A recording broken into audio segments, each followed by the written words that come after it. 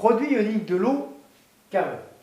Le produit ionique de l'eau, c'est une constante d'équilibre. Constante d'équilibre entre quoi et quoi? Eh bien, constante d'équilibre de la réaction entre deux molécules d'eau.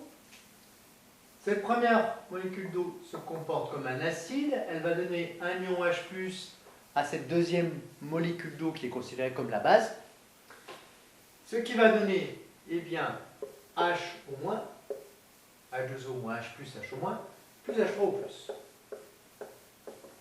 H au moins correspond à la molécule 1 et H3 au plus à la molécule 2.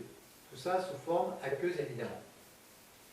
Le produit ionique de l'eau, KE, c'est égal à la constante d'équilibre de cette réaction, c'est-à-dire H au moins à l'équilibre fois H3 au plus à l'équilibre évidemment. Cette constante d'équilibre vaut 10 puissance moins 14 à une température de 25 degrés Celsius.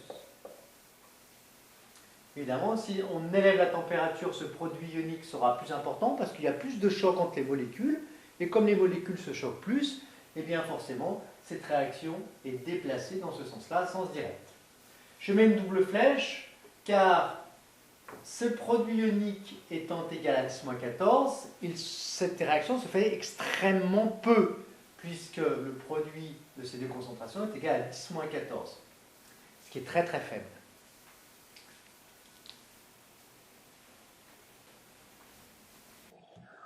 En conclusion, la réaction d'autoprotolyse de l'eau est H2O plus H2O de H3O plus H-.